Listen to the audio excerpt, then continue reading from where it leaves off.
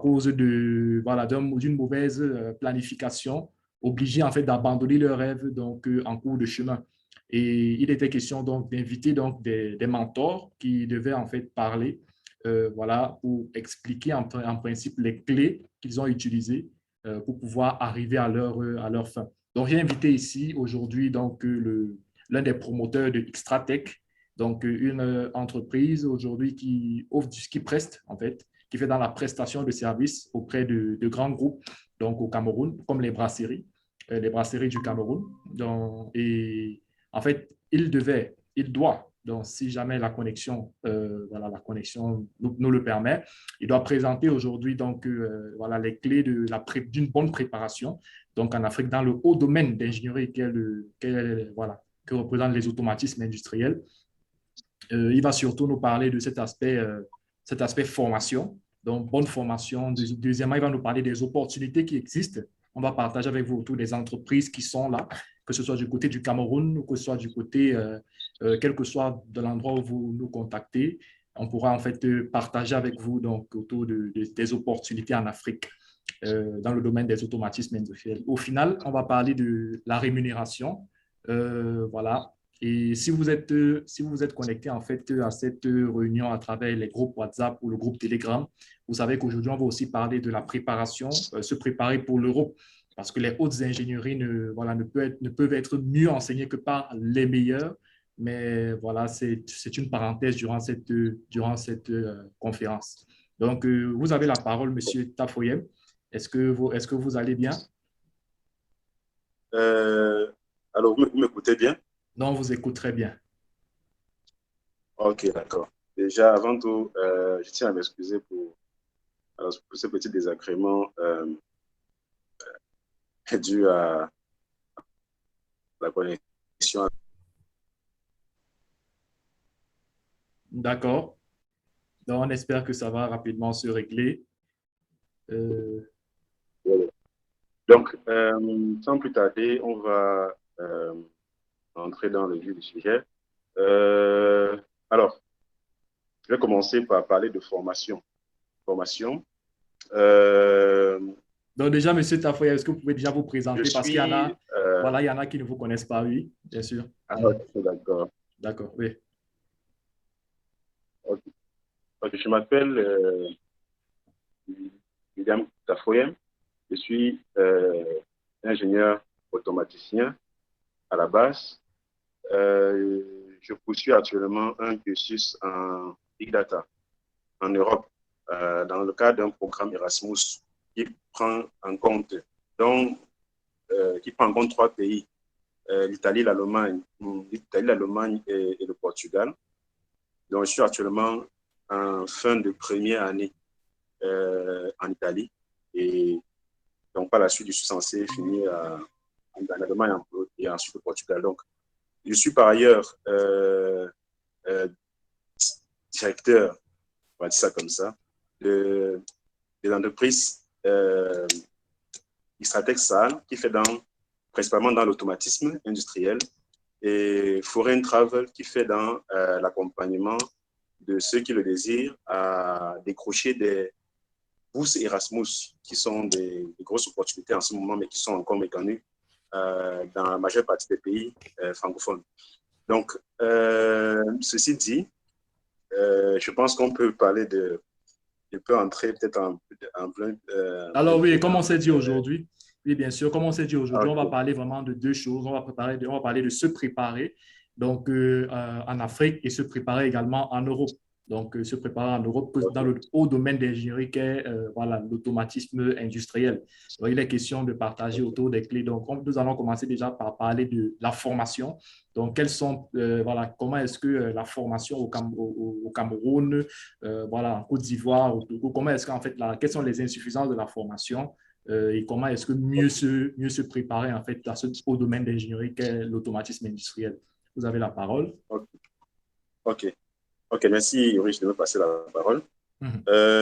Déjà, je vais parler d'Afrique en général, mais beaucoup plus du Cameroun, plus c'est le contexte que je maîtrise le mieux. D'accord. Ayant été formé au Cameroun, ayant travaillé au Cameroun pendant 2 ans avant d'aller du côté de l'Europe continuer. Donc, ce que je pourrais dire d'entrée de jeu, c'est que la formation en automatisme dans le contexte camerounais, et je pourrais dire africain en général, ayant côtoyé pas mal de personnes qui sont formées dans d'autres pays africains, c'est une formation qui manque cruellement d'un côté pratique. Vous savez, quand on parle d'automatisme, il y a un minimum d'investissement qui devrait être fait. Investissement, quand il n'y a pas d'investissement, ce n'est pas d'investissement au niveau matériel. Un automate, une CPU, c'est neuve, c'est dans les 14 millions. Wow. Une CPU neuve.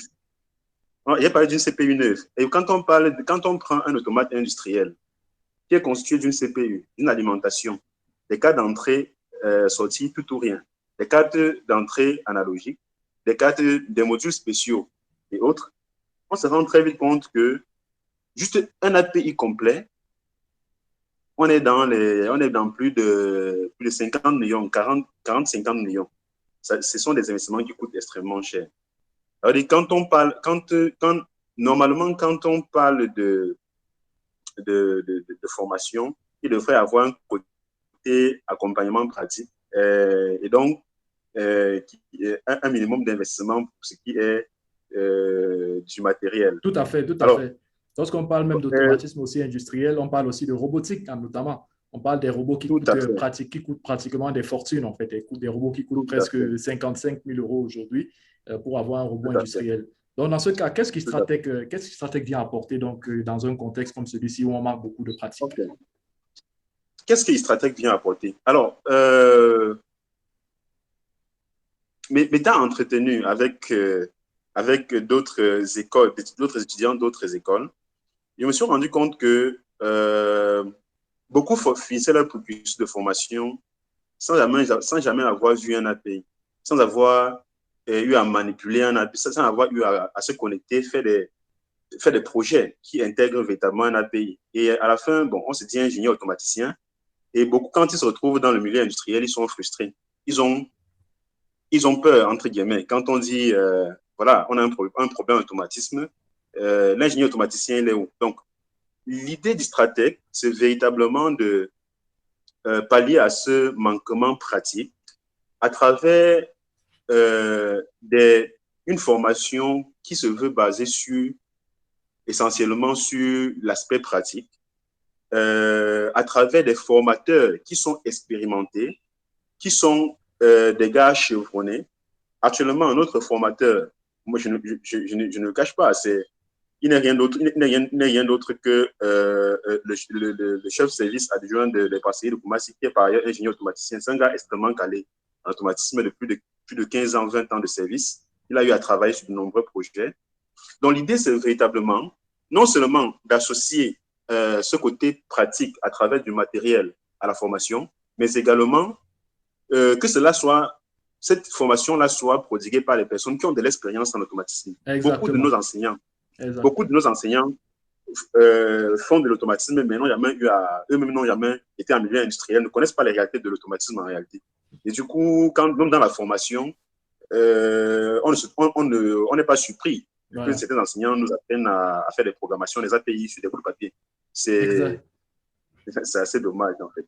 Je vois. En fait, vous avez parlé tout à l'heure, en fait, de personnes qui sont sur le terrain, des personnes qui travaillent donc au service de l'automatisme. Vous avez également parlé des réalités. Donc, tout ça, en fait, nous introduit donc au deuxième point de cette réunion, se préparer en Afrique. Donc, parce que la préparation intègre non seulement la formation à l'école, mais aussi quelques expériences professionnelles donc, dans le contexte africain. Donc, quelles sont réellement ces opportunités donc, qui sont accessibles en fait, à ces personnes-là qui se sont formées, donc, que ce soit à l'école ou que ce soit à Stratec, donc, qu'elles soient donc compétentes, en fait, quelles sont ces opportunités en fait, qui leur sont mises à disposition? OK. Les opportunités en Afrique en général. Moi, là, je ne parle pas du contexte camerounais en particulier. Les opportunités en automatisme en Afrique en général sont immenses. Je peux prendre sur moi de dire qu'il n'y a quasiment pas d'automaticien en Afrique en général. En fait, ils sont rares. Je pourrais dire qu'ils sont extrêmement rares. Et beaucoup de personnes, quand ils côtoient l'environnement industriel, s'ils sont assez attentifs, ils verront que, généralement, pour ce qui est des projets d'automatisme qui touchent l'automatisme, généralement, beaucoup d'entreprises préfèrent encore faire confiance aux personnes qui viennent de l'extérieur, aux ingénieurs qui ont été formés à l'extérieur. Parce que c'est un côté assez sensible. Ils se disent que, en fait, beaucoup de personnes qui ont été prises, qui ont été confiées, et qui ont reçu, en fait, à qui ont été confiées un certain nombre de tâches dans le domaine de l'automatisme n'ont pas forcément, j'ai envie de dire, satisfait aux attentes. Donc, les opportunités sont nombreuses, les opportunités sont immenses. Au Cameroun, par exemple. Au Cameroun, par exemple, déjà au Cameroun, par exemple, je vais parler des stratèges avec un projet que nous avons, sur lequel nous bossons actuellement, un projet de Eneo, un projet d'Eneo. C'est un projet qui intègre deux aspects, un aspect automatisme, un aspect électricité industrielle. Alors, pour ce qui est de l'électricité, quasiment toutes les entreprises au Cameroun font dans l'électricité. Mais pour ce qui est de l'automatisme, c'est assez rare. C'est très rare, en fait.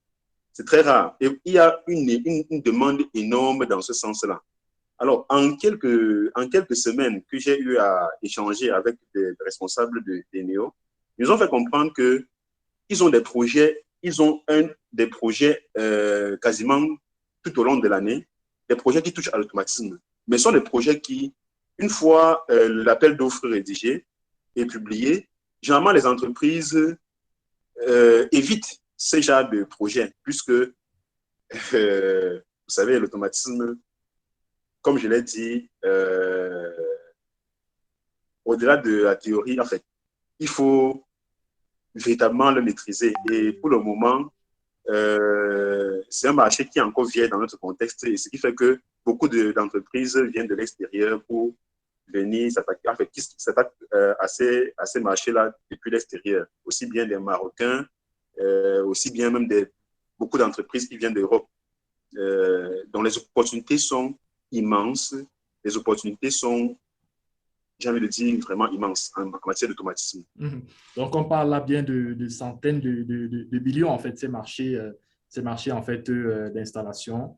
Donc, ces marchés dans l'électricité, on parle en fait de centaines de millions lorsqu'on parle des entreprises comme Eneo, voilà, qui ont des marchés. Donc, ça ne doit pas être vraiment des marchés, donc, voilà, des marchés à sous-estimer. Donc, on parlait tout à l'heure de se préparer en Europe. Donc, il y a donc ces personnes. Aujourd'hui, la nouvelle mode, c'est avoir des Camerounais, des ingénieurs camerounais qui se forment, donc que ce soit au Cameroun. Mais il y en a d'autres aussi qui viennent de l'Occident. Donc, et il y en a au milieu qui se préparent. Donc, parmi ceux qui se forment au Cameroun et ceux qui se forment, voilà, ceux qui se forment, ceux qui viennent de l'Occident pour exercer au Cameroun dans ces entreprises-là. Il y a ceux qui veulent partir effectivement en Occident en utilisant les programmes qui existent aujourd'hui, donc pour pouvoir eux aussi avoir accès en fait à une qualification, parce que ce n'est pas de l'ingénierie comme je dis souvent, mais c'est de la haute ingénierie en fait. Lorsqu'on parle des automatismes industriels, la robotique industrielle, c'est des hautes ingénieries. Donc comment se préparer, comment est-ce qu'on peut préparer en fait un projet d'études en saisissant particulièrement les programmes de Erasmus aujourd'hui, Monsieur Tafoye? Ok, comment se préparer Alors, ce que je pourrais dire d'entrée de jeu, c'est que se préparer, c'est un projet. Avoir pour ambition de se former correctement et donc avoir pour ambition de se former en Europe dans le cas échéant, c'est un projet. Et un projet se prépare. Il y a généralement, pour ce qui est des programmes Erasmus que je connais le mieux, il y a un certain nombre de documentations qui nécessitent d'être préparées à l'avance. Alors, c'est vrai que dépendant d'un programme à l'autre, il peut y avoir des spécificités qui font que pour une personne lambda qui est informée par rapport à un programme donné, qui puisse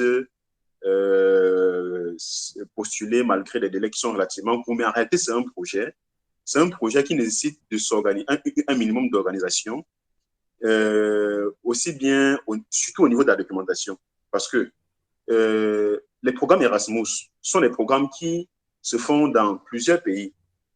Alors, la langue d'entrée de jeu, la langue d'étude, c'est l'anglais. Puisque un étudiant qui va faire un semestre en Italie, fait le deuxième semestre en Allemagne, le troisième semestre en France ou le quatrième semestre au Portugal. Il s'agit de 4 pays avec 4 langues différentes. Et donc, pour pouvoir harmoniser les choses en quelque sorte, on demande est-ce que les programmes soient, en fait, la langue d'étude soit l'anglais. Et dans ce sens, pour pouvoir postuler à un maximum de programmes, il faut déjà non seulement se préparer à communiquer en anglais, mais également apporter la preuve des aptitudes en anglais à travers un test anglais international, par exemple. Et un test anglais international, ça se fait un minimum 2 mois, voire 3. Ça veut dire que quelqu'un qui n'a pas de connaissances du tout en anglais, qui doit se préparer et qui par la suite doit composer ce test, que ce soit l'IELTS, le TOEFL et autres, ça s'étale carrément sur 6 mois, 10 mois, en fait, 10 mois.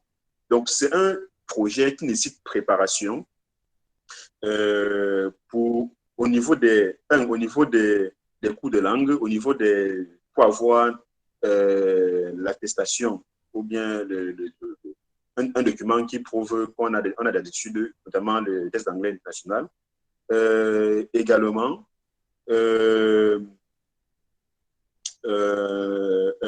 la documentation telle que le passeport sont les choses qui se préparent également à l'avance.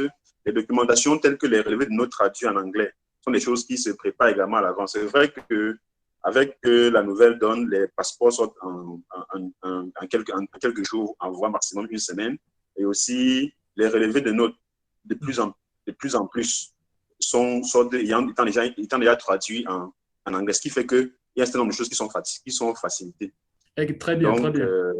Très bien, donc on comprend donc que c'est une préparation qui peut prendre pratiquement 1 an. Donc vous avez parlé de 10 mois, mais je peux arrondir en fait pratiquement à 1 an de préparation. Préparer des documents administratifs, préparer également sa maîtrise de la langue anglaise dont vous avez notamment parlé. Donc, mais puisqu'en cette première réunion, cette conférence qui va s'étaler sur 2 jours, on ne peut pas en fait parler de tout directement. J'aimerais juste que vous nous dites un peu quelles sont les erreurs que les personnes commettent généralement et afin que nous puissions les éviter. Quelles sont les erreurs que les personnes commettent lorsqu'ils veulent passer en fait par les programmes Erasmus?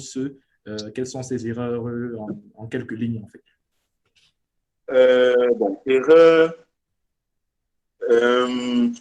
Alors, ce qu'il faut noter d'entrée de jeu, je vais parler des erreurs de façon générale, mais pour ce qui est du programme Erasmus, je vais plutôt plus parler de manquements. En fait, je suis dans une salle de classe où il y a des Indiens, il y a des Chinois, il y a des Français, il y a des Anglais, il y a quasiment tout le monde est représenté, les Nigériens, les Ghanéens et tout ça. Je suis le seul provenant d'un pays qui, en fait, il y a au moins 2 personnes par pays, c'est ce que j'ai envie de dire. Mais je suis le seul Camerounais, je suis le seul provenant du Cameroun. Déjà, il y a un problème d'information. Parce que chez nous, ce sont des programmes qui sont relativement nouveaux, mais vu que c'est en anglais, beaucoup ne prêtent pas attention. Et c'est dommage. Là, c'est de 1. Et pour ce qui est des erreurs, j'ai envie de dire, des erreurs, c'est actuellement, nous avons deux Camerounais qui sont rapprochés de nous, Foreign Travel, pour pouvoir l'année passée, pour pouvoir postuler à des programmes spécifiques, aussi bien génie industriel en fait. Bien sûr. Alors, je vais partir de là pour dégager les erreurs. Ils étaient 4, mais 2 personnes ont préféré y aller solo et 2 personnes ont choisi de se faire accompagner par Foreign Travel. Alors, déjà, j'annonce que les deux personnes avec que nous avons accompagnées, ils sont à l'étape de visa actuellement, donc ils ont été admis et tout, bon bref. Et les deux autres, malheureusement, ils se sont heurtés à ces erreurs dont tu parles. Les erreurs étant au niveau de la documentation, généralement, généralement, la documentation qui est demandée dans le cadre des programmes Erasmus, de façon générale, dans la documentation, en fait, peu importe que ce soit au niveau de la documentation en général, il faut, au-delà de ce qui est demandé, il faut intégrer des éléments qui prouvent un certain nombre d'aptitudes professionnelles pratiques dans le cadre du programme génie industriel, donc, pour lequel nous avons récemment accompagné les étudiants. Mais également, il y a des erreurs que certains commettent même au niveau de l'ambassade, au niveau de la communication, puisque alors, je peux entrer beaucoup plus en détail, mais bon. Disons que moi, en ce qui me concerne principalement, à l'ambassade, on m'a posé un certain nombre de questions. On m'a posé un certain nombre de questions et sont ces mêmes questions qui reviennent en général, qui sont revenues même dans le cadre des deux étudiants qui ont postulé Et qui n'ont pas récemment. réussi. En fait, parmi ceux qui n'ont pas réussi, il y en a un qui n'a pas été admis du tout, il y en a un qui a été recalé au niveau de l'ambassade. Donc, ayant à sa disposition un certain nombre de documentations, en fait, il faut savoir présenter en quelque sorte ces documents-là pour que à l'ambassade, on comprenne l'étendue de la bourse en quelque sorte. Puis c'est une bourse, c'est pas une bourse tout frais payé, mais c'est une bourse qui couvre un minimum, aussi bien en termes de logement, mais là encore, ça dépend d'un programme à l'autre. C'est pas quelque chose qu'il faut généraliser. Aussi bien au niveau du logement, aussi bien au niveau de la nutrition, aussi bien au niveau du déplacement d'un pays à un autre, puisque c'est le programme qui s'occupe de gérer les déplacements des étudiants d'un pays à l'autre. Donc, il faut savoir, une fois qu'on a la documentation, il faut savoir les présenter. Donc, si je peux me résumer sur ce point, les erreurs à éviter, il y a des erreurs déjà au niveau de l'établissement de la documentation. Il y a des erreurs au niveau de l'établissement des différents documents qui sont demandés. S'ils ne sont pas établis correctement, en fait, on est bloqué directement au niveau de l'admission. On n'obtient même pas l'admission du tout. Et la deuxième erreur, c'est une fois qu'on est admis, au niveau de l'ambassade, il faut savoir, en quelque sorte, présenter les différents documents. Présenter les différents documents.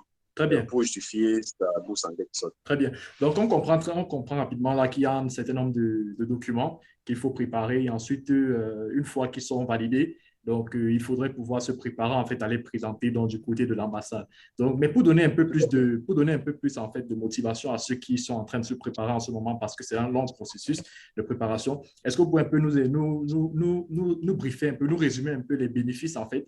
Donc, vous qui avez été en fait bénéficiaire du programme Erasmus, quels sont vraiment les bienfaits donc, de ce programme-là? En quoi est-ce que vous pouvez vraiment vous épanouir aujourd'hui en termes de formation, en termes également en termes d'alter, que ce soit aussi en termes sur le plan professionnel, en fait. Quels sont vraiment les points que vous notez, en fait, de ce programme-là qui vous ont véritablement propulsé, donc, dans votre carrière?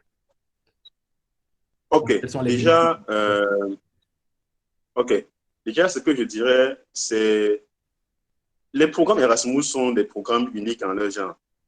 J'ai l'habitude de dire que pour une personne qui a la licence, qui a au moins la licence, qui a un minimum, qui s'exprime un minimum en anglais, puisque moi, quand je partais, honnêtement, je ne savais pas m'exprimer en anglais, mais au fur et à mesure, je me suis amélioré.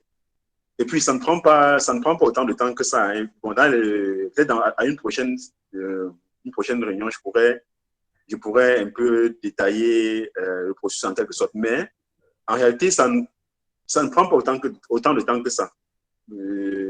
Surtout pour quelqu'un qui a eu à faire des études dans un cursus anglophone. Ça ne prend pas autant de temps que ça. Bon, bref. Les avantages, c'est quoi? C'est que déjà, il y a l'aspect l'interaction avec d'autres cultures, l'interaction avec le fait de se retrouver dans un environnement où on interagit avec des personnes venant de ayant différentes cultures, ayant différentes cultures. Donc, déjà, c'est très intéressant. Il y a cet aspect-là. Et au niveau de la formation en elle-même, la formation, elle est d'un pays à un autre. Elle est très bien structurée, très bien organisée et elle est dispensée par des professeurs de renom. Et voilà, donc. Que les avantages, en fait, aussi, et aussi on peut noter également le savoir-faire, en fait, qui est partagé d'une école à une autre. Parce que si on a 4 semestres dans 4 pays différents, c'est forcément 4 savoir-faire différents qui sont acquis. Tout à fait, tout à fait. Surtout que surtout que déjà, le fait en fait, personnellement, déjà à la fin de cette première année, j'ai reçu un certain nombre d'offres, aussi bien, en fait, ayant effectué la première année en Italie, j'ai reçu un certain nombre d'offres, bon, moi, pas tout le monde, en fait. Nous avons reçu un certain nombre d'offres d'offres Le travail? d'emploi, de travail, en fait. Dans un premier temps, en tant que, alors, comment on appelle ça? Il y avait des stagiaires, mais il y avait également en alternance également. Donc, il y avait déjà cette offre, cette facilité au niveau de l'offre d'emploi. Parce qu'en réalité, quand on vous forme, c'est pour leurs besoins, en fait. C'est pas pour que tu finisses et que tu rentres, en fait. Surtout, avec le Covid et autres, ils ont dans une stratégie de renouvellement j'ai envie de dire, voilà, ils ont envie de former ils sont dans l'objectif de former un maximum de personnes qui pourront dans l'Union européenne en général. Donc,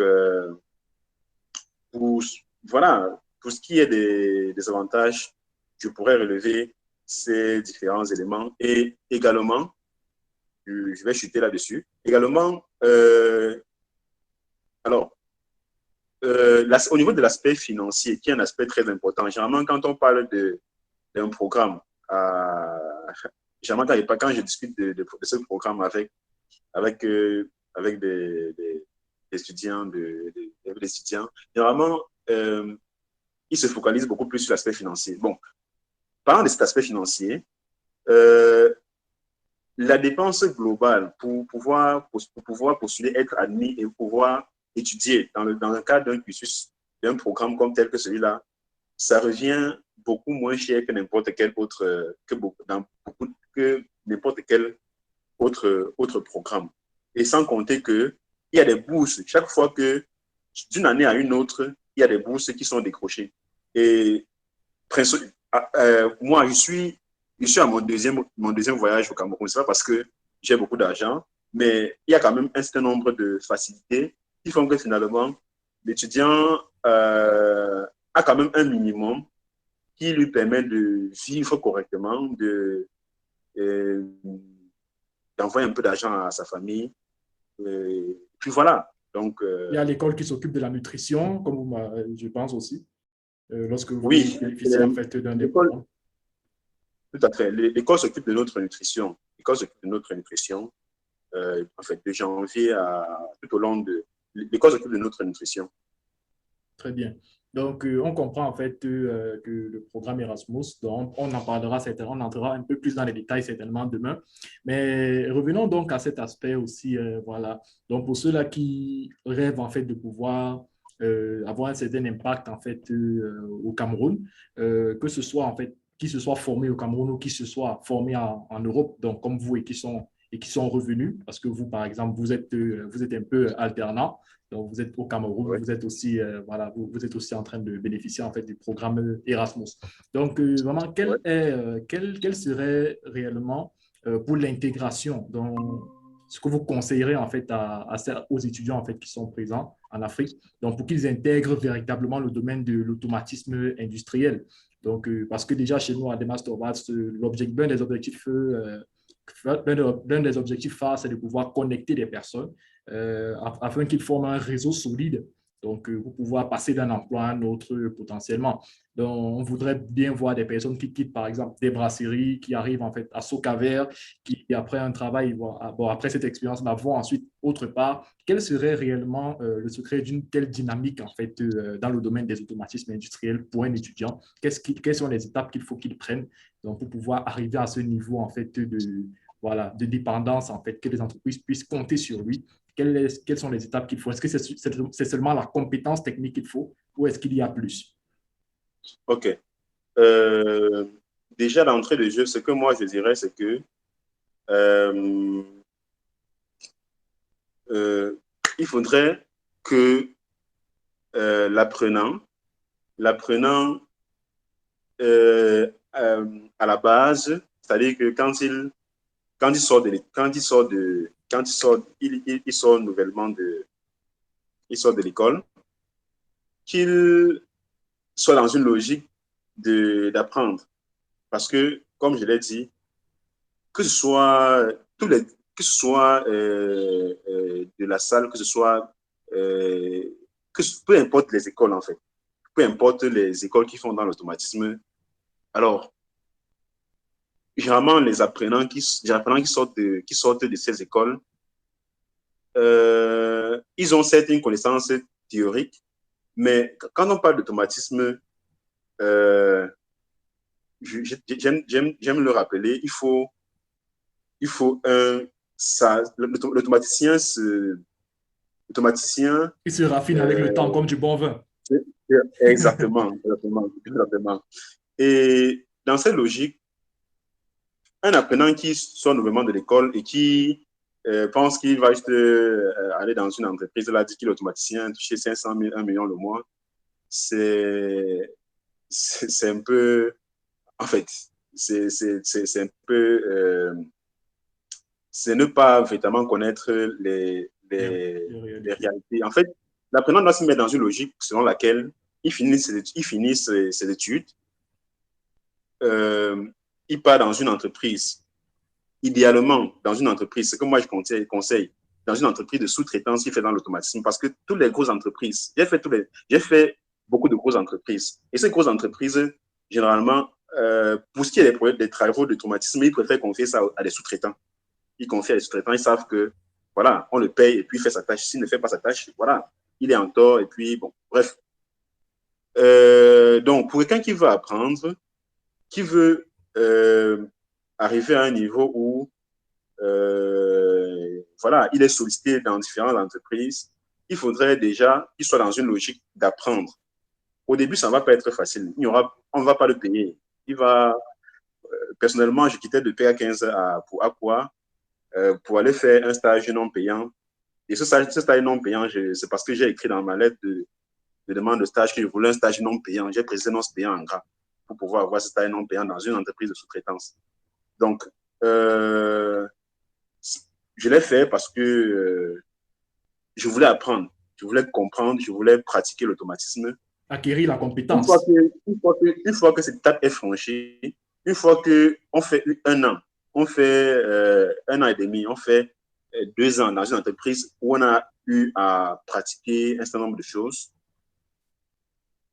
alors la sollicitation vient de façon assez automatique. C'est-à-dire que de plus en plus, On vous on se fait remarque. un carnet d'adresses. Les personnes nous contactent de plus en plus pour, voilà, j'ai tel problème. Donc, véritablement, il faut, à la sortie de l'école, il faut idéalement se recycler de façon pratique, tel que nous le faisons à Istratec. Il faut aller vers les entreprises comme nous, comme d'autres entreprises qui font dans des services en automatisme pour pouvoir toucher du doigt les réalités de l'automatisme, travailler sur des projets d'automatisme programmés et autres. Ce n'est que au bout de cet effort que on devient, on se fait un nom et on est sollicité de part et d'autre. Et croyez-moi, quand tu connais en matière d'automatisme, tu ne vas pas chômer. Il y a du travail. Il y a énormément de travail. Super. Ouais.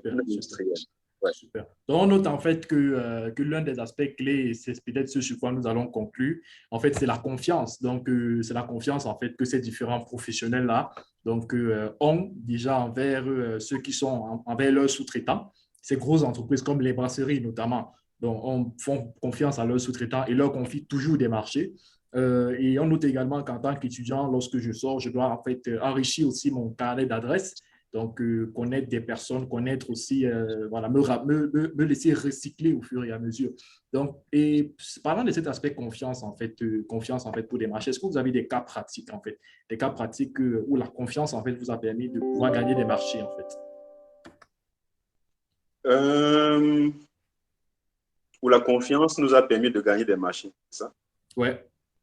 Là, c'est la confiance que l'entreprise a envers nous, c'est ça? Tout à Bien fait. ça? Tout à fait. OK. Oui. Alors, déjà, le projet dont j'ai parlé, de la centrale de Lagdo, sur lequel nous bossons actuellement, qui intègre un côté automatisme, c'est un projet qui nous a été confié par quelqu'un avec qui personnellement j'ai eu à travailler quand j'étais au Cameroun.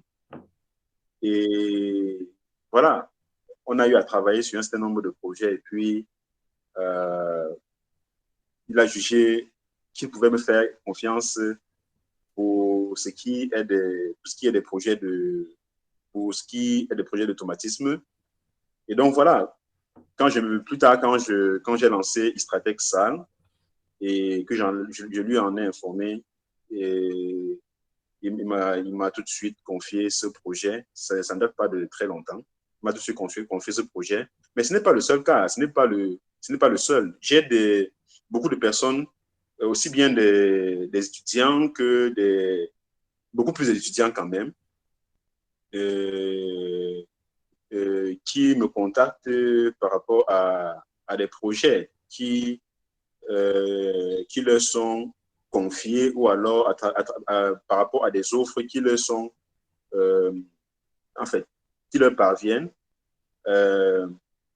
enfin, parce qu'ils estiment évidemment que nous avons quand même une certaine expertise là-dedans. Donc, je peux dire que quasiment tous les projets que Istratex a eu à gagner jusqu'au jour d'aujourd'hui en matière d'automatisme, et dont le plus récent, c'est celui du projet de Lagdo, sont des projets qui sont uniquement basés sur la confiance. Parce que, comme je l'ai dit, en matière d'automatisme, c'est beaucoup plus la confiance qui fait gagner des projets, qui fait gagner des marchés.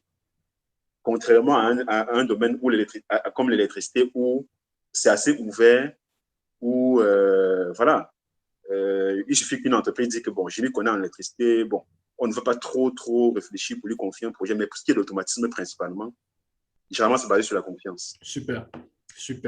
Alors, merci beaucoup, Monsieur Tafouyem. Donc, c'était tout pour mes propres questions à moi. Et voilà, je vais donc inviter donc, en fait, l'ensemble des étudiants donc, qui sont présents et qui nous ont assistés durant cette conférence à poser des questions. Est-ce que vous